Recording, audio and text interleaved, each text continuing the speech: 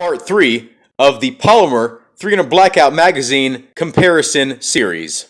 If you watched the last video, this magazine did not win in points, but it did win in favor of the 300 Blackout user, basically. Your options in terms of the projectiles available, the seating, depths that you want to go to, and just overall compatibility with anything you can put in it. There's a total of 60 points that each magazine can earn. Let's go over the first one. Loading. If you watched the last video, the IMI won out in this category relatively easily.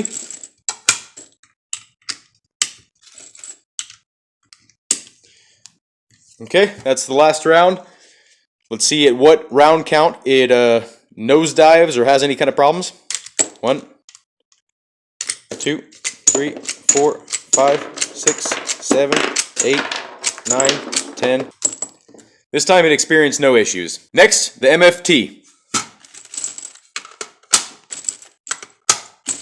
Very clicky. I like that.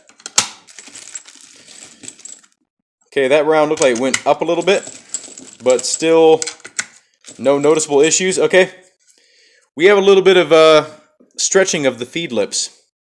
As you can see, they're not even fully engaging with the feed lips anymore. Okay, that's fully loaded. It's bulging quite a bit. Let's see what it's like unloading. Unloading, it's the smoothest it's been yet. This magazine impresses me more in terms of both feeding and loading. Ergonomics between these two magazines is probably easily visible just by looking at the two. The MFT wins hands down. It is much more comfortable. It fits in your hand relatively nicely. This one it digs into your hand and it feels like a box. MFT wins this category. The box portion of the magazine, like the bottom portion and the sides, this magazine feels weaker than the MFT. But what's important is the feed lips themselves, how easy it is to flex. Now, these are about equal. The Gen 1 does beat it out by a little bit. It's literally the next one in line. But the MFT is the weaker of the two in this regard. This category goes to the Gen 1 IMI. I would say the IMI is the easier of the two, just because it's kind of a more standard shape and there's less to mess around with. This has two little access points and this has one, and it's round, the sort of same shape as a bullet would be, rather than the sort of oval shape. This round barely goes to the IMI Defense. Is that a word? Doesn't matter. I'm using it as one and you understand what I mean. This magazine is the slipperiest of them all. This magazine is not. This magazine wins this category. How important is weight to you? This magazine is the second lightest in the review. This magazine is not.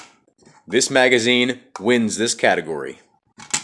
Are you in the ocean? Are you in a lake? Are you in a pond? If you're one of those people, and this is important to you, the drainage of the MFT is the second best in this review. So MFT wins this category. This is how it feels in your hand. This is how it feels to smack it in on a closed bolt. Just overall comfort. The MFT feels pretty comfortable in the hand. It's a little bit blocky up front, but it's not bad. It doesn't feel bad to smack in on a closed bolt. Neither does this, but these horizontal ridges dig into your hands without gloves. If you don't wear gloves, this is easily the least comfortable of these two. The MFT wins this category. The first one being, does it have a reinforced magazine catch? Yes. It has a stripper clip groove. It has an anti-tilt follower. IMI gets 3 points. The MFT does have stripper clip grooves, does not have a reinforced magazine catch, has an anti-tilt follower, and also has a dot matrix. This magazine received a 29 out of 60. This magazine received a 35 out of 60, making the MFT the clear choice between these two magazines for 300 Blackout. Have a good day. Thank you for watching, and I hope to see you in a future video.